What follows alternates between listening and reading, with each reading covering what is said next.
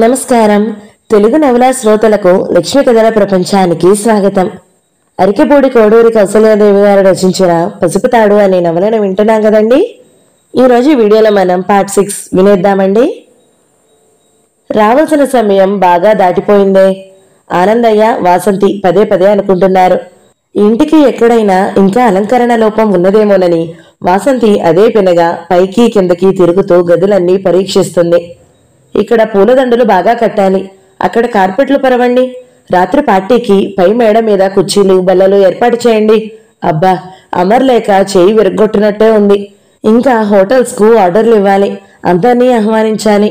ఒకటే హైరాణ పడిపోతుంది వాసంతి పెళ్లి ఏర్పాట్లతో. అమ్మాయి వాసంతి, కనీసం ఈ వీధిలో ఇండ్లవారినైనా పిలవమ్మా. ప్రస్తుతం ఊరందరినీ రాత్రి పార్టీకి, రేపు విందుకు పిలవచ్చు అన్నాడు ఆనందయ్య 2 సార్లు. అదంతసేపు చిన్నానా, సుజాత ఇంతకాలం తర్వాత ఇంటికి వస్తుంది, కాస్త మనసారా మాట్లాడుకోవాలి. ఇతరులను ఆహ్వానించిన దగ్గర నుండి వాళ్ళు ఎక్స్ట్రా ప్రశ్నలు వేస్తారు, ఆరాలు అడుగుతారు. మనం వాళ్లకు అన్నీ చెప్పి చేసుకోలేము, పైగా మర్యాదలతో సతమతమవ్వాలి. అవునమ్మా, నిజమే. నీలో ఇంత ఆరిందాతనం ఉన్నదని నేను అనుకోలేదు సుమా. నీ విషయం పక్కకు పెట్టి సుజాతకు జీవితం ఏర్పరుస్తున్నావు. గొప్ప గుణం నీది. దైవం చల్లగా చూస్తాడు నిన్ను. అవి విని లోలోన ఏడవలేని నవ్వు నవ్వుకున్నది వాసంతి. వంటలు ఎంతవరకు వచ్చాయో చూసి వస్తాను చిన్నానా అని లోనికి పారిపోయింది. మరికొంతసేపు అందరికీ ఆరాటంగా గడిచింది. అదుగో మనకారే వచ్చేస్తుంది ఆనందంగా అన్నాడు వీధి పందిట్లో ఎదుర్కోలు కొరకు నియమింపబడిన నౌకర్ల బృందం. వాసంతి గుండె వేగం కొట్టుకుంటుండగా వెళ్లి అందరికంటే ముందు నిలిచింది పందిట్లో అగంతకులకు స్వాగతం చెప్పడానికి. బ్యాండ్ మేళం మోగసాగింది. వాసంతి ఆదేశంతో మంగళహారతి పళ్లంతో ముత్తైదువులు సిద్ధంగా నిలిచారు. కారు ఆగే స్థలం నుండి గేటు వరకు మెత్తని తివాసి పరచబడింది. అక్షంతలు, పూలమాలలు, కుంకుమ చందనాలతో కన్నెపిల్లలు ద్వారానికి అటూ ఇటూ నిలబడ్డారు. కారు దూసుకురాలేదు, నెమ్మదిగా వచ్చింది. కారును ఓ పూలదండతో ముస్తాబు చేయాలని కూడా తెలియలేదా? తనలో తాను విసుక్కుంటూ ఆగిన కారుకు కొంచెం దగ్గరగా నడిచింది వాసంతి తెచ్చిపెట్టుకున్న బింకంతో. అమర్, కిషోర్, డ్రైవర్, అంతే, ఇంకెవరూ లేరు. ఒకరి వెంట ఒకరు తలవాల్చుకు కారు దిగి వచ్చి కిషోర్, అమర్లు అక్కడ ఉన్న అందరినీ వదనాలతో ప్రశ్నార్థకాలను ఎదుర్కొనేట్లుగా భూమికి కూరుకుపోయినట్లు నిలబడ్డారు. అదేమిటి అమర్, సుజాత రానన్నదా? మోహన్ ఒప్పుకోలేదా? మీరు మా మాటగా మరీ చెప్పలేదా? వాసంతి, ఆనందయ్య ఒకేసారి ప్రశ్న మీద ప్రశ్న కురిపించారు. మరీ అడగగా అమర్ బలవంతాన తల ఎత్తాడు. అవును అన్నాడు నిరసన స్వరాన. ఏమిటట? ఎవరిది అభ్యంతరం? సుజాత రానన్నదా? కిషోర్ బాబు, మీరు మాట్లాడరేం? మీరైనా చెప్పండి. కిషోర్ అక్కడ ఉన్న నౌకర్ల బృందాన్ని, ఇరుగు పొరుగులందరినీ కలియజూశాడు. మనం తర్వాత మాట్లాడుకుందాం, వివాహం వాయిదా పడింది అన్నాడు మళ్లీ కారు వైపు నడిచి బ్యాక్ డోర్ తీస్తూ. కిషోర్, అమరేంద్రలు ఇరువురి రూపము వాచకము కూడా భారంగా దీనంగా ఉండడం గమనించిన వాసంతి వారు ఒక నల్లని పెట్టెను కారు వెనుక భాగం నుండి దింపడం చూసి మరింత తికమక పడింది. వాతావరణం అతి గంభీరంగా మారడంతో ఇరుగు పొరుగులు వగేరా జనము, బ్యాండు వేళవో అందరూ నిష్క్రమించారు. ఆనందయ్య ముఖంలో పూర్వపు అమావాస్య తిమిరం తిరిగి ఆవరించింది. అమర్ ఆ పెట్టెను తాను ఉంటున్న గదిలో పెట్టించాడు. ఉసూరంటూ చెరొక్ కుర్చీల్లో శరీరాలను జారవేసిన అమర్, కిషోరులను అయోమయంగా చూసింది వాసంతి. అమర్, ఏదో చాలా అనిష్టమైన సంఘటన జరిగినట్టు నా మనసు భయపడుతుంది. నీరసంగా మూలిగినట్లుంది అమరేంద్ర స్వరం. ఏమిటది? ఏం జరిగింది? అమరేంద్ర సమాధానం చెప్పలేదు. మీరైనా చెప్పండి కిషోర్, కనీసం అక్కడైనా జరిగిందా మోహన్ సుజాతల వివాహం? లేదు. ఏం, మోహన్ మళ్ళీ తన కపట నాటకం ప్రారంభించాడా? పోనీ సుజాతను తీసుకురాలేకపోయారా? రావడానికి ముఖం చెల్లదట. కొద్ది నిమిషాల నిశ్శబ్దం తర్వాత అన్నది వాసంతి. పోనీ నన్ను తీసుకుపోండి అక్కడికి, నేను బ్రతిమలాడి తెచ్చుకుంటాను అనంగీకారంగా తలూపాడు కిషోర్. ఏం? వాసంతి రెట్టించింది. ఎందుకు తీసుకుపోరు నన్ను? సుజాత అభిమానపడి ఉంటుంది. నేను వెళితే ఆ భయ సందేహాలు పోతవి కదా. లాభం లేదు వాసంతి, ప్రాణం ఉండగా మీ ముఖాలు చూడలేనని చెప్పింది. పోనీ మీ ముఖాలు ఇంతగా వాడిపోయాయి ఎందుకని? ఆ పెళ్లి సంగతి ఏమిటి? అమరేంద్ర కుర్చీ నుండి లేచాడు. వాసంతి, ప్లీజ్ మమ్మల్ని కొంతసేపు ఇలా వదిలేయి, వెళ్ళు. నివ్వెరపోయి చూసింది వాసంతి. ప్లీజ్ వాసంతి, కొంతసేపు ఇలా ఉండని మమ్మల్ని. ఆ ఇరువురిని మార్చి మార్చి చూస్తూ చిన్నబోయిన వదనంతో బయటకు వచ్చేసింది వాసంతి. ఆ వెనువెంటనే ఆ గది తలుపులు మూసుకున్నాయి. ఏమీ లేదు చిన్నానా, మోహన్తో బాగా తగువ పడి వచ్చారట. అతడి బుద్ధి తెలిసినదేగా అని ఆనందయ్యకు నమ్మకంగా చెప్పి అతడి మనసు కుదుటపరిచింది. ఒకనాడు మనిద్దరం వెళ్లి సుజాతను తీసుకువద్దాం చిన్నానా. అలాగే, ఆనందంగా అంగీకరించాడు ఆనందయ్య. మీరు పడుకోండి, వివరాలు తర్వాత చెప్తారు వాళ్ళు. ఎలాగో ఆనందయ్యను స్వాంతనపరిచి పనివారుల ముఖం చూడలేక తన గదిలోకి పారిపోయింది వాసంతి. ఏమనుకుంటారు ప్రజలు? ఈ ఇంట ఇటువంటి కూడని సంఘటనలే జరుగుతున్నాయి ఎందుకని అన్నీ? మొదట ఆనందయ్యకు ఏకైక ఆధారమైన కుమారుడు గతించాడు. తరువాత ఇంటి నుండి ఆడపిల్ల పోరారని పద్ధతి పోయింది సుజాత. మోహన్తో తన వివాహమని ఊరువాడ అందరూ అనుకున్నాక ఆగిపోయింది. ఆ తరువాత సుజాత వివాహమని చేసి భారీ ఏర్పాట్లన్నీ ఇలా పరిహాసపాత్రంగా పరిణమించాయి. ఆనాటికి ఆనాడు ఏమవుతున్నది ఇంటి గౌరవం? అమర్ అంతగా దాచిపెడుతున్న సంగతులు ఏమై ఉంటాయి? అసలు ఆ పెట్టేమిటి? ఏమిటి ఏమిటి తలను ప్రయ్యలు కావిస్తున్నట్టుగా ఉంది ప్రశ్నావళి. 1 గంట గడిచింది, 2 గంటలు గడిచాయి. అంతటి భవనంలో పట్టపగలే భీకర నిశ్శబ్దం రాజ్యం చేసింది.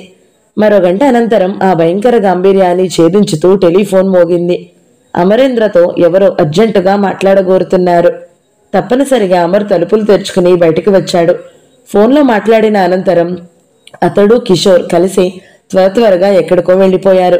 ఎక్కడికో ఏమీ చెప్పలేదా? వాసంతి నౌకర్లను గుమస్తాను అడిగింది. లేదండి, కానీ చాలా కంగారులో ఉన్నట్టే అనిపించింది. ఫోన్లో మాటలేమిటి? అర్థం కాలేదండి. అది ఏదో కొంచెం గడిబిడిగానే ఉన్నట్టు అనిపించిందండి. అటు నుండి మాట్లాడింది ఎవరో తెలుసా? ఎవరో మోహన్ బాబు గారి స్నేహితుడట. చాలా వ్యవహారముందట. కంఠం చాలా గంభీరంగా ఉన్నది. సరే, పోయి మీ పనులు చూసుకోండి. విందు కోసం చేసిన వంటలన్నీ భేద సాధులకు సంతర్పణ చేసేయండి. ఏమిటి పద్మవ్యూహమంతా? ఏమి కనీసం ఊహకైనా అందడం లేదే? ఎవరు చెప్తారు ఆలోచన? ఏదైనా సలహా కావలిస్తే, సహాయం అవసరమైతే అమర్ను నిస్సందేహంగా అడిగేది. ఏ విషయమైనా అతడితో నిస్సందేహంగా చర్చించేది. ఇప్పుడు అమర్ తానే స్వయంగా ఏదో సమస్య తోరణంలో ఇరుక్కున్నట్లున్నాడు. ఇక మాట్లాడేదెవరు? అమర్ మినహా నాకెవరూ ఆత్మీయులు లేరు. అమర్ లేని నేను ఏకాకిగా ఏడుస్తున్నాను. ఈ ఊహ భరింపరానిదిగా కదిలింపవేసింది వాసంతి అంతరంగాన్ని. కాని అమర్ ఎవరు? అతడెంతకాలం ఉంటాడిక్కడ? ఎప్పుడైనా ఎక్కడైనా మరో ఉద్యోగ నిమిత్తం వెళ్ళిపోవచ్చు. అబ్బా, అమర్ వెళ్ళిపోతాడనే ఊహే భరించరానిదిగా బాధాకరంగా ఉన్నది. కాని ఏ బంధంతో అతడిక్కడ శాశ్వతంగా ఉంటాడనేది కూడా ప్రశ్నే. ఆడుతూ పాడుతూ గంతులు వేసి తిరిగినన్నాళ్ళు జీవితం గూర్చిన ఆలోచన రాలేదు, రాదు కూడా. ఆ ఆడి పాడిన ఆనందం గడియలలో తనతో కూడా చిందులు వేయడానికి అనేక మంది ఉన్నట్టు కనిపించింది. లోకమే తనకు దాసోహం అంటున్నట్టుగా అనిపించింది. రోజులు గడియలు లిప్తలై ప్రవహించిపోయాయి.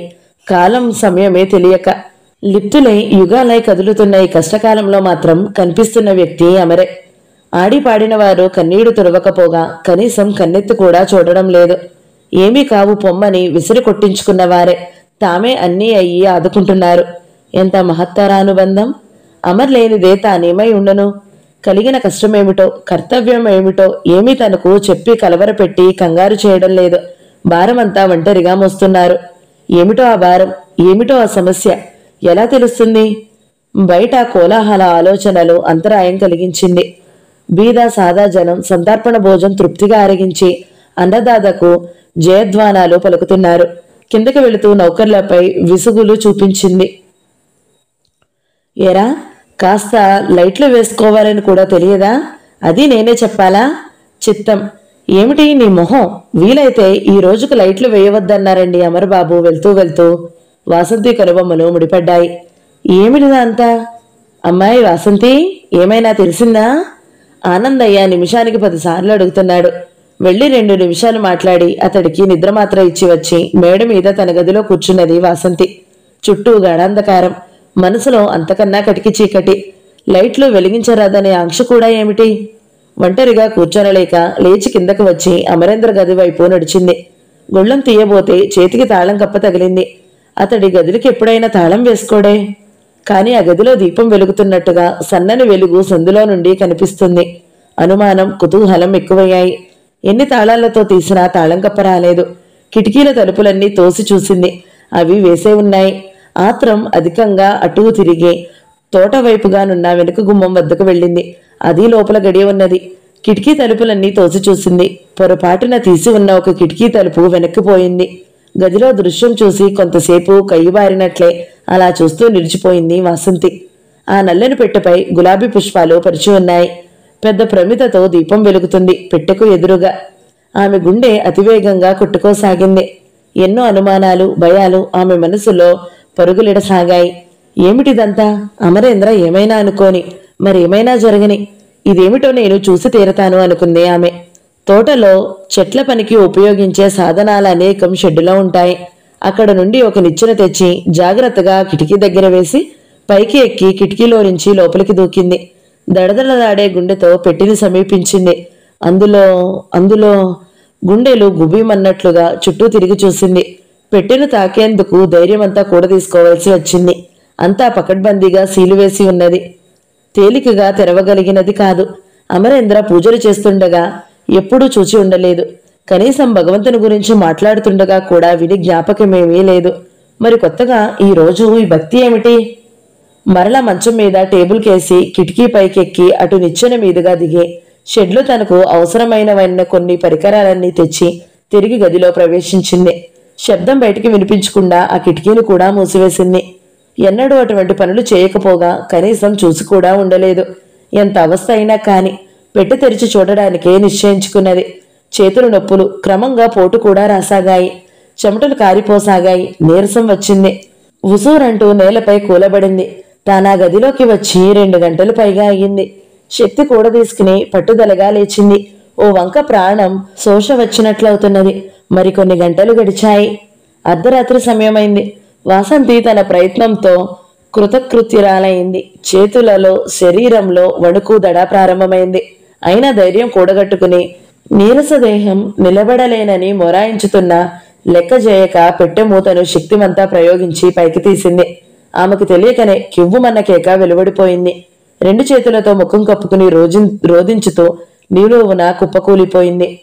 కిషోర్కు గురుతుల్యుడైన ఒక సీనియర్ లాయర్ పరపతి ప్రభావాలతో పోలీస్ లాకప్లో ఉన్న మోహన్ను సులువుగానే విడిపించగలిగాడు అమర్ కిషోర్లు. అతి బిడియంతో, పశ్చాత్తాపంతో ఆ ఇరువురి ముఖాలు కన్నెత్తి చూడను కూడా చూడలేకపోయాడు మోహన్. అమర్, నిన్నెప్పుడు గర్భశత్రువుని చూసినట్లే చూశాను. కాని పరాయి వారెవరో, ఆత్మీయులెవరో తెలిసేది అవసర సమయాల్లోనే కదూ. ఒక వంక సిగ్గు, మరో వంక కృతజ్ఞత తొణికిలాడుతున్నాయి ఆ కంఠంలో. అమర్ ఒకసారి మోహన్ వదనంలోకి చూసి సస్నేహంగా భుజం తట్టి, పద, చాలా పని ఉన్నది అంటూ దారితీశాడు. కిషోర్ బాబు, మీకు నేను రుణపడుతున్నాను. నా కోసం. కిషోర్ వదనం కఠినంగా, గంభీరంగా ఉన్నది. కరచలనం కోసం ముందుకు వచ్చిన మోహన్ చేతిని మౌనంగా నొక్కి వదిలాడు. కారుని చూసి మోహన్ తుల్లిపాటుతో ఆగిపోయాడు. ఏమిటి, వాసంతికి అన్నీ తెలిసిపోయాయా? తానే మిమ్మల్ని పంపించిందా? లేదు, మీ స్నేహితులెవరో ఫోన్లో చెప్పారు నిన్న. నాకు మాత్రమే తెలుసు. హుటాహుటీ వచ్చేశాను. థ్యాంక్స్, చాలా థ్యాంక్స్. మళ్ళీ కలుద్దాం. మరి నేను వెళ్ళనా? పరిగెత్తేందుకు సిద్ధంగా ఉన్నంత హడావిడిగా గబగబా మాట్లాడుతున్నాడు మోహన్. ఎక్కడికి? ముందు కారెక్కండి, కిషోర్ అన్నాడు. మోహన్ అమర్తో అన్నాడు. అమర్, నీకన్నీ తెలుసు. సుజాత దగ్గర వాలాలి నేను. ఆ రోజు నీకు నేను చెప్పిన పని సక్రమంగా జరిగింది కదా? సుజాత ఏమీ మనసున కోపం పెట్టుకోలేదు కదా? కారెక్కు మోహన్, వస్తున్న నిట్టూర్పును అణుచుకుంటూ అన్నాడు అమర్. మనం వెళ్తున్నది వాసంతి దగ్గరికే.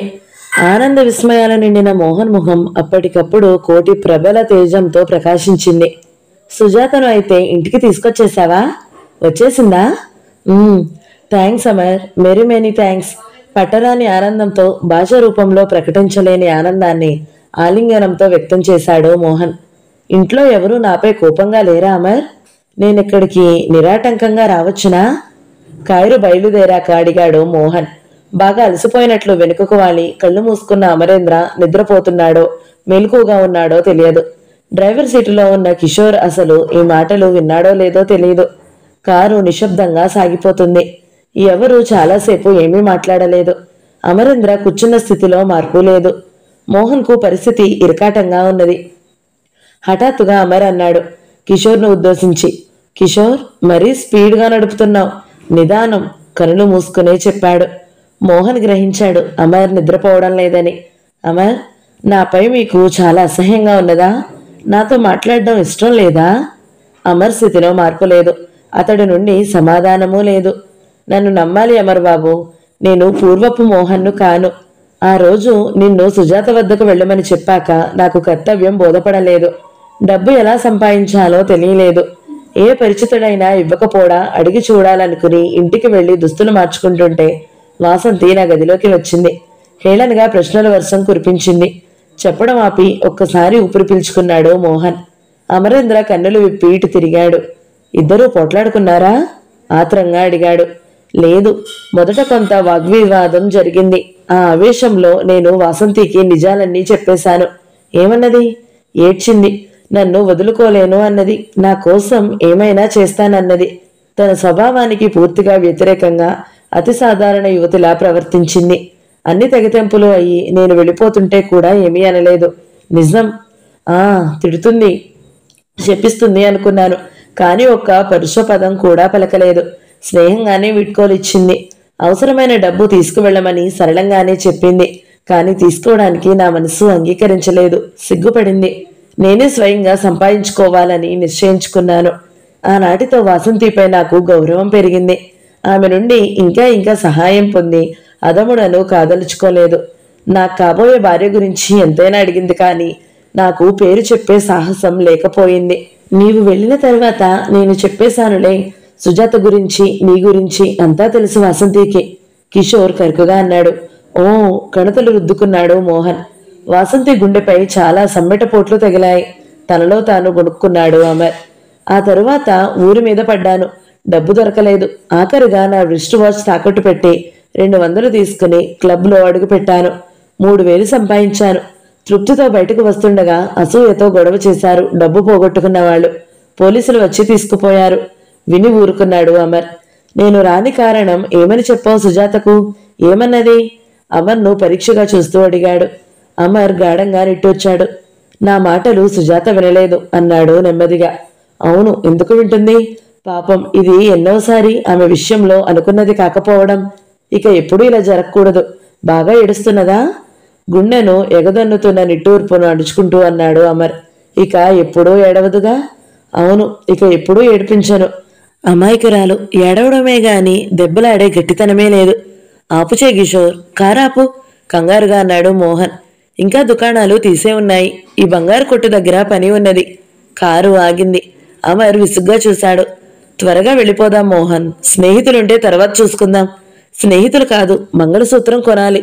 దా, సెలెక్ట్ చేద్దు గాని. కిషోర్ అమర్లు ముఖముఖాలు చూసుకున్నారు. సుజాతకిప్పుడు అవసరమైనవన్నీ ఇంటి దగ్గరే సిద్ధమవుతాయి మోహన్, తనకే వినిపించినంత మంద్రస్వరాన అన్నాడు మోహన్. కాదు, నా సంపాదన, నా స్వశక్తితో సుజాతను వివాహం చేసుకున్నానన్న తృప్తి ఉండాలి. నా చేతితో పసుపు తాడు కట్టు, మంగళసూత్రం కట్టి నాకు గౌరవం కలిగించు అని ఎంత బేలగా అడిగింది పాపం. ఆ అమాయకురాలి కోరికను అన్ని ఆటంకాలే వచ్చాయి. ఇప్పుడైనా ఆమె కోరినది తీసుకువెళతాను. వట్టి చేతులతో వెళ్లలేను అంటున్న మోహన్ కంఠం వణికింది. తప్పనిసరిగా అమర్ మోహన్ను అనుసరించి నడిచాడు. ఎందుకో ఈ రోజు నా గుండె అతివేగంగా కొట్టుకుంటుంది. అనుకోకుండా కన్నీరు వచ్చేస్తుంది అమర్. ఇంతకాలానికి మంచి మనసుతో ఓ మంచి పని చేస్తున్నందుకు కాబోలు. జాలిగా చూడడం మినహా అమర్ ఏమీ మాట్లాడలేదు. ఒక మంచి గొలుసు, మంగళసూత్రం, పక్క దుకాణంలో ఓ పట్టు చీర కొని తృప్తిగా అరగంట తర్వాత మళ్లీ బయలుదేరాడు. మౌనంగా అతడు వెంట ఉండడమే గాని అమరేంద్ర ఏమీ మాట్లాడలేదు. సుజాతకు తెల్లరంగు చీర, ఎర్ర బోర్డర్ది ఇష్టమని చెప్పింది ఒకసారి. అందుకే ఇది కొన్నాను. ఆనందయ్య గారు ఏమనుకుంటారో. అమర్, వాసంతి ముఖం ఎలా చూడాలో నాకు అర్థం కావడం లేదు. నువ్వు కొంచెం ఆమెకు నా స్థితి తెలియజెప్పాలి. అలా ఏమేమో మాట్లాడుతూనే ఉన్నాడు మోహన్ తెల్లవారుజామున ఇల్లు చేరే వరకు. అయితే అతడి మాటలకు సమాధానం రాకపోవడం కూడా అతడు గమనించగల స్థితిలో లేడు. సుజాతను తిరిగి ఇంటికి తీసుకొచ్చారంటే ఆనందయ్య గారు అట్టహాసంగా వివాహం జరుపుతారనేది ఖాయం. ఓహో, కష్టాలు దాటిపోయాయి. సుజాత తాను ఇక ఆనందంగా నిశ్చింతగా గడపవచ్చని ఊహాకాలాలతో తేలియాడిపోతున్నాడు మోహన్. ఇదేమిటి, పెళ్లి ఇల్లు ఇలా దీపాలైనా లేకుండా ఉన్నది? ఆశ్చర్యం వెళ్లబుచ్చుతూ కారు దిగాడు. అతే ఆడంబరమైన ఆహ్వానాన్ని, ఆనందాన్ని ఊహించుకుంటూ వచ్చిన మోహన్. కరెంటు పోయింది కాబోలు అని అంతలో తనను తానే సమాధానం చెప్పుకున్నాడు. కరెంటు పోయినప్పుడు వాడుకునే పెట్రోల్ మ్యాక్స్ లైట్ తెచ్చాడు నౌకర్లు వారి గేటుకు తీయడానికి. మోహన్ బాబు, నౌకర్లు అతి నెమ్మదిగా తమలో తాము గుసగుసలు ఆడుకోవడం వినిపించింది. అయ్యగారు నిద్రపోయారా? అమర్ నౌకర్లను అడిగాడు. అవునండి, పగలంతా ఒకటే అడిగారంట. ఇప్పుడు నిద్రలో ఉన్నారు. అమ్మాయి గారు గదిలోనే ఉన్నట్లున్నారండి. సాయంత్రం అయ్యగారికి టీ మాత్రలు ఇచ్చి వెళ్ళిపోయారు. మళ్ళా మేం చూడలేదు. ఆమె గారి గదిలోనే ఉంటారు. పిలవమంటారా? ఇప్పుడొద్దులే. పద అమర్, ముందు సుజాతతో మాట్లాడాలి. ఆత్రం వ్యక్తీకరించాడు మోహన్. ముందు భోజనం చేస్తావా? ఏమైనా పళ్ళు పాలు తీసుకుంటావా? అమర్ అడిగాడు. అబ్బబ్బా, నాకేమీ వద్దు. కాదు, తీసుకోవాలి. ఖాళీ కడుపుతో ఉన్నావు. ఫ్రిడ్జ్ డోర్ తీసి బలవంతంగా యాపిల్ జ్యూస్ 2 గ్లాసులు తాగించాడు అమర్. ఏమిటి అమర్, ఇవన్నీ పద్ధతులేనా అంటూ నవ్వాడు మోహన్. అమర్ నవ్వలేదు. అమర్, ఇల్లంతా ఇలా ఉన్నదేమిటి? ఏమిటో భయంకరంగా కనిపిస్తుంది నాకు. వాసంతి మరీ ఆగడం చేస్తుందా? చాలా కోపంగా ఉన్నదా? లేదు, లోపలి గదుల వైపు దారితీస్తూ అన్నాడు అమర్. సుజాతే చాలా ఆగడం చేసింది. చచ్చా, సుజాత అటువంటి రకం కాదు కదా అమర్, బాధగా అన్నాడు మోహన్. మోహన్ వెనుదిరిగి మోహన్ భుజంపై చేయి వేసి అన్నాడు అమర్. మోహన్, నీవు జన్మజన్మలకు క్షమించలేని నేరం జరిగిపోయింది నా వల్ల. ఏమిటి, హాస్యాలు ప్రారంభించావా పెళ్లి కుమారునితో? ఇప్పుడు నాకు ఓపిక లేదు బాబు, ఈ లాంఛనాలన్నీ అబ్జర్వ్ చేయడానికి. సారీ మోహన్, నిజమే చెప్తున్నాను. ఆ రోజు నువ్వు చెప్పగానే వెళ్ళినప్పటికీ నేను ఆఖరి బస్సు మాత్రం అందుకోగలిగాను. డబ్బు సమస్య వల్ల టాక్సీలో వెళ్ళలేకపోయాను. అయితే కర్మ కొద్దీ ఆ బస్సు మధ్యదారిలో చెడిపోయి ఓ అడవి లాంటి చోట ఆగి ఉన్నది తెల్లవార్లు. రాత్రి వేళ మూలాన మరో వాహనం ఎందులోనూ లిఫ్ట్ దొరకలేదు. తర్వాత నేను మర్నాడు చాలా ఆలస్యంగా సుజాత ఇంటికి చేరుకోగలిగాను. చెప్పలేక తలవాల్చుకున్నాడు అమరేంద్ర. తర్వాత చెప్పు అమర్, చెప్పు, ఏం జరిగింది? ఈ మౌనం భరించలేను. నీవు నిర్ణీత సమయానికి రాని కారణాన్ని సుజాత మరో విధంగా ఊహించుకుంది. చెప్పు. మాట్లాడుతూనే నడుస్తున్నారు. అమర్ ఆగాడు తన గది ముందు. ఏమిటి అమర్, ఏమిటిదంతా? ఏం జరిగింది? నా సుజీ ఏది? అంతవరకు మౌనంగా ఉన్న కిషోర్ కల్పించుకున్నాడు. పెడసరంగా అన్నాడు. అనుకున్న వేళకు వరుడు రాకపోతే ఈ దేశంలో అభిమానం గల ఆడపిల్ల ఏం చేస్తుంది? అమర్ గది తాళం తీసి తలుపులు తెరుస్తూనే బ్రాన్పడిపోయి నిలిచాడు. గదిలో లైటు దేదీప్యమానంగా వెలుగుతుంది. పెట్టె తెరుచుకుని పక్కనే రాయిలా కూర్చుని ఉన్నది వాసంతి చలనరహితంగా. అంతవరకు అమర్ వెనుకనున్న మోహన్ గబగబా 2 అంగుల్లో పెట్టెను సమీపించాడు. సుజీ! మోహన్ గావుకేకతో ఆ భవనం దద్దరిల్లింది. వాసంతి తెప్పరిల్లి చూసింది. సుజీ, హీనుడిని నిన్ను పొట్టను పెట్టుకున్నానా? ఎంతో పని చేస్తావు. మంచుగడ్డల మధ్య శాశ్వత నిద్రలో ఉన్న సుజాత శరీరాన్ని ఆ పెట్టె నుండి 2 చేతులా లేవనెత్తి ఆ ముఖాన్ని కొంతసేపు వెర్రివాడిలా తదేకంగా చూశాడు మోహన్. మోహన్, మోహన్! అతడిని పట్టి కుదుపుతూ మెల్లగా కూర్చుండి చేశాడు అమర్ కిషోర్లు. సుజీ, నేనొచ్చేసాను చూడు. సుజీ, లేవవు? నీకు కోపతాపాలు అలకలు తెలియవుగా. ఈరోజు ఈ హఠం ఏమిటి? మూసి ఉన్న కనురెప్పలను బలవంతంగా తెరవడానికి ప్రయత్నించాడు. పదే పదే చుంబించుతూ రోధించాడు. తనను తాను నిందించుకున్నాడు. శిలా సదృశంగా నిలబడిన వాసంతిలో ఇప్పటికి చలనం కలిగింది. మోహన్, వద్దు, వీల్లేదు, నేను చూడలేనివన్నీ రోధించుతూ అతడిని 2 చేతులు పట్టుకున్నది. మోహన్ ఆమెను లెక్క చేయలేదు. ఎన్ని రోజులు ఓర్పుగా చూశావు నాలో మార్పు కోసం? ఈ ఒక్క అవకాశం ఇవ్వలేకపోయావా సుజీ నాకు? సుజాత జంపలను మరీ మరీ సవరించుతూ బోరున విలిపించుతున్న మోహన్ భుజాలను గట్టిగా పట్టి కుదుపుతూ వాసంతి బిగ్గరగా ఏడుస్తూ అడిగింది. మోహన్, నీకు నేనేమీ కానా? చేసిన ఘోరానికి సిగ్గుపడక నా ఎదుటే నీవంత నిర్జనగా ప్రవర్తిస్తున్నావు. నిన్నేమనుకోవాలి? రోదన మాని తలెత్తి చూశాడు మోహన్. నువ్వు నాకేమీ కావు. సుజీయే నాకు సర్వం. ప్రాణం పోయినా సరే. మోహన్, అవును, నువ్వు నాకు శత్రువు. నీ అందం, నీ ఐశ్వర్యం, నీ దర్పం నన్ను ప్రలోభంలో పడివేసి నా సుజీకి దూరం చేశాయి. ఆనాడు నీ కారణంగానే సుజీ ఇల్లు వదిలింది. నువ్వు రాక్షసివై నిలిచావు మా మధ్య. వింటూనే పట్టరాని ఆవేశంతో చిత్కరించింది వాసంతి. చిచ్చి, మోసగాడ! నీ పాపాలు, నీ తప్పులు మరొకరు నెత్తిన రుద్దడానికి సిగ్గైనా లేదా? మా ఇంటి పరువు నాశనం చేశావు. సుజాత నీ ఆకర్షణలో సులభమై మాడిపోయింది. నా మనసులో మధురిమ అంతా మాసిపోయి మానవ జాతిని అసహించుకునేంత మోడులాగా మానుమాకులాగా మారిపోయింది నా మనసు. నటనలు నేర్చిన జూదర్వి, తాగుబోతువు. ఆవేశంతో ఊగిపోతున్న ఆమెను అమరేంద్ర వారించబోయాడు. మోహన్ ఆవేశంలో దుఃఖంలో మునిగి ఉన్నాడు. నువ్వు అతడి మాటలు లెక్క చేయకూడదు. నిర్లక్ష్యంగా కురుస్తున్న స్వరంతో అన్నది. ఎవరు? రోజుకొకరు కావలసి వచ్చే ఈ విలాస పురుషుడిగా దుఃఖం? ఏడ్చేది మనసున్నవాళ్లు, రక్తం తాగే రాక్షసుడు గనక పశ్చాత్తాపము సిగ్గు ఎగ్గులు లేకుండా మన ఇంట్లోనే మనను నిందించుతున్నాడు. మోహన్ సుజాత శరీరాన్ని ఒడి నుండి కిందకి దింపి లేచి వచ్చాడు. అమర్, అసలు ఈ ఘోరం ఎలా జరిగింది? నేను నిన్ను పంపాను కదా సుజాత దగ్గరకు, నిలదీసినట్లే అడిగాడు.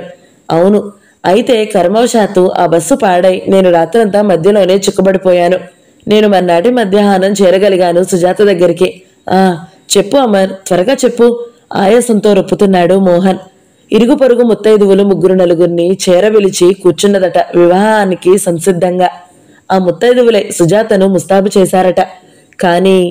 కానీ ఈ దుర్మార్గుడు అనుకున్న ప్రకారం రాక మోసం చేశాడని ఏదో మింగి ఉంటుంది. అవునా అమర్? అవును మోహన్, సరిగా అంతే జరిగింది. చాలాసేపు చూసి ఆ వచ్చిన వారంతా పలు విధాలుగా మాట్లాడి హేళనలు చేసి వెళ్ళిపోయారట. మరి పరుగురు ముఖాలు చూడలేక బ్రతకలేనని అనుకున్న సుజాత ఎలుకల మందు తిన్నదట అన్నంతో కలిపి. భగవాన్, విలలేనట్లు చెవులు మూసుకున్నాడు మోహన్. నేను వెళ్లేసరికి తలుపు లోపల వేసి నిశ్శబ్దంగా ఉన్నది. 10 నిమిషాల వరకు కూడా ఎంత పిలిచినా సమాధానం లేక అనుమానంతో తలుపు బలవంతంగా తెరిచాం ఇరుగు పొరుగులు నేను కలిసి. చెప్పలేనట్లుగా ఎగిసి వస్తున్న బాధను అణుచుకున్నట్లు చేతితో గుండెను రాసుకుంటూ కూర్చున్నాడు అమరేంద్ర.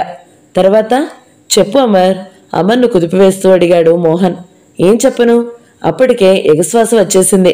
భరించరాని బాధతో గిలగిలలాడుతుంది. నేనే విషం మింగాను అని చెప్పలేక చెప్పింది అతి కష్టంతో. నిన్ను గుర్తించిందా? నాకు నమస్కరించాలని ఎంతో ప్రయత్నించింది. కానీ ఆ చేతులు కలియకుండానే వాలిపోయాయి. ఇదిగో ఆ చేతుల్లో ఒక చేతిలో ఈ ఉత్తరము, మరొక చేతిలో ఈ మాంగళ్యం కట్టిన పసుపు తాడు ఉన్నాయి. జేబులో నుంచి ఆ 2 వస్తువులు తీసి ఇస్తూ ఒకసారి బావురమన్నాడు అమరేంద్ర. అంతవరకు అతి నిగ్రహంగా ఉన్న అతడు గుండె పగిలేట్లు రోధించసాగాడు. అన్నా అని పిలిచిన ఈ చెల్లికి నా చేతులతో వివాహం చేయలేకపోయాను. పైగా ఏం చేశాను నేను? ఉన్మాదిలా తలబాదుకుని ఏడవసాగాడు. అంతవరకు ప్రదర్శించిన అతి నిగ్రహం బూటకమని తెలిసిపోయింది. ఒకనాడు అతడు ఆ ఇంటికి పరాయి వ్యక్తి. ఈనాడు కూడా వ్యవస్థ రూపంగా సృష్టీకరించగల సంబంధం ఏమీ లేదు. కానీ ఈ ఇంటితో వ్యక్తులతో ఏర్పడిన అనుబంధం, ఆత్మీయత అతడిని అలా విలిపింపజేస్తున్నాయి. అంతవరకు స్తణువులా కేవలం ప్రేక్షకుడిగా ఉండిన కిషోర్ కలగజేసుకున్నాడు. సరిగా ఆ సమయానికే నేను వెళ్లడం జరిగింది. మోహన్ బాబు గారు ముందు రాత్రి వాసంతికి అమర్ 2 రోజుల వరకు రాడని, పనులేమైనా ఉంటే నేను చూస్తానని చెప్పడానికి వచ్చాను. కానీ నేను వచ్చేసరికి మీరు వాసంతి ఘర్షణలో ఉన్నారు. మీ వాటాలన్నీ చివరి వరకు విన్నాను. మీరు వాసంతికి అన్నీ చెప్పారు కానీ కానున్న భార్య సుజాత అని మాత్రం చెప్పలేదు. ఆ విషయం నేను చెప్పాను వాసంతితో. మొదట ఏడ్చిన తరువాత ఎవరూ ఊహించనంత ఉదారంగా ప్రవర్తించారు వాసంతి. సుజాత కూడా ఇంటికి తన వంటిదే అని, ఆమె వివాహం ఇక్కడే జరగాలని మరీ చెప్పి మిమ్మల్ని అభిమానపడకుండా రమ్మని బ్రతిమాలాడి తీసుకురమ్మని నన్ను పంపారు కారు ఇచ్చి. నేను చేరేసరికి సుజాత ఈ ప్రపంచం వదిలిపోయింది. అక్కడ చేరిన ఆ వీధి వారంతా తలమొక మాదిరిగా అనుకుంటున్నారు. అందుకే ఎటువంటి గొడవ లేవదీయలేదు. మేము ఆనందయ్య గారి పరిస్థితిని వివరించగానే సుజాత శరీరాన్ని ఇక్కడికి తీసుకురావడానికి ఎవరూ అభ్యంతరం చెప్పలేదు. అంతా మౌనంగా విన్న మోహన్ ఏమీ మాట్లాడలేదు. అమర్ ఇచ్చిన పసుపు తాడును, మాంగళ్యాన్ని అటూ ఇటూ తిప్పి పిచ్చిగా చూశాడు. వచ్చేటప్పుడు దారిలో తాను కొని తెచ్చిన గొలుసును కూడా జేబులో నుంచి బయటకు తీశాడు. నిదానంగా సుజాత భౌతిక కాయం పక్కన కూర్చున్నాడు. ఆ 2 మాంగళ్యాలను ఆమె కంఠానికి అలంకరించాడు. ఇదిగో సుజా, చూడు, నేను నిన్ను మోసం చేయలేదు. అందరి సమక్షంలో నిన్ను వివాహం చేసుకున్నాను. ఇదిగో నీ మెడలో పసుపు తాడు ముడివేశాను. నీకు అందరిలో గౌరవం వచ్చింది. ఇదేగా నువ్వు నన్ను అడిగావు. ఇప్పుడు నీవు గృహిణివే, ఎవ్వరూ హేళన చేయలేరు. నువ్వే నా భార్యవు. అనర్గళంగా సాగిపోతున్నది అతని ధోరణి. అదంతా చూడలేనట్లు కళ్ళు మూసుకుని పక్క గదిలోకి పారిపోయింది వాసంతి. ఆమెను వెన్నంటి వెళ్లాడు అమరేంద్ర. వాసంతి, ఆత్మీయులను కోల్పోయిన ఆవేశం వర్ణింపవాలని కాదు. ఆ దుఃఖానికి అంతం లేదు. అటువంటి అవస్థలో ఉన్నవారు ఏమన్నా లెక్క చేయకూడదు. చర్రున లేచింది వాసంతి. ఈ మోసగాడికి ఆమె ఆత్మీయురాలు, నాకేమీ కాదా? నా చెల్లెలు పోయిన బాధ పోవడం కూడా కాదు, బలవన్మరణం పాలైనదనే నా ఏడుపును మించినది అని అతని బాధ. వాసంతి, శాంతం. రేపి పాటికి అతడు క్లబ్బుల్లో తాగి తందనాలాడతాడు. మరొకతతో చెట్టాపట్టాలేసుకుని తిరుగుతాడు. నీదే బాధ కాదనను, కానీ అతడు చాలా మారాడు. అతడి బాధ ఎటువంటిదో అర్థం చేసుకుంటే నీవింత నిర్దయగా మాట్లాడవు. అంతలో కిషోర్ వచ్చాడు. చూడమర్, ఇక తెల్లవారిపోతుంది. మనం ఏర్పాట్లు చూడాలి. ఆనందయ్య గారిని లేపి అన్నీ చెప్పాలి. నేను లేచే ఉన్నాను కిషోర్. ఆనందయ్య కంఠం విని ఉలుకుపాటితో చూశారు అందరూ. ఆ పెద్ద గదిలో ఒక మూల వాలకుర్చీలో చేరగిలబడి ఉన్న ఆనందయ్య ముఖంలో దుఃఖం గూడు కట్టుకుని ఉన్నది. ఈ ఇంట్లో నేను నిద్రపోయి చాలా రోజులైంది అమర్. నేను నిద్రపోలేదు. అంతా విన్నారా చిన్నానా? ఇంకా మీకు ఎలా చెప్పాలా అని ఏడుస్తున్నాను నేను. బోరుని ఏడుస్తూ అతడి వడిలో తలపెట్టుకుని అన్నది వాసంతి. సుజాత ఏమైందో చూడండి చిన్నానా. దాన్ని మనం ఎప్పుడూ కోపపడకపోయినా అది మనకు గర్భశత్రువులా ప్రవర్తించింది చూసారా?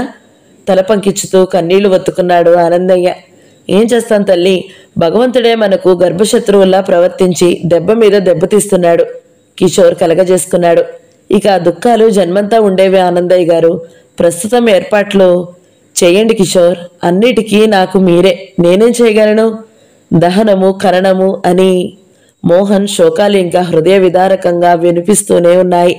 ఇంటిలోనే వృద్ధ పరిచారిక ఒక ఆమె అన్నది, సుజాతమ్మ వివాహితులతోనే లెక్క. ఇప్పుడు దహనమే చెయ్యాలి. అది కూడా కానియండి బాబు. ఎందుకు ఆలస్యం? జాప్యమైన కొలది పదుగురి నోళ్లలో పడడమే కదా. జరిగిన అనర్థం ఎటూ జరిగిపోయిందాయే. ఆ అనుభవజ్ఞురాలి మాటలు అందరికీ సమంజసంగానే తోచాయి. పసుపు తాడు 6వ భాగం సమాప్తం. ఈ వీడియో మీకు నచ్చినట్లయితే లైక్ చేయండి, షేర్ చేయండి, మంచి కమెంట్ పెట్టండి. ఇలాంటి మరిన్ని వీడియోల కోసం మన ఛానల్ని సబ్స్క్రైబ్ చేసుకోండి. Thank you so much for watching. నమస్తే.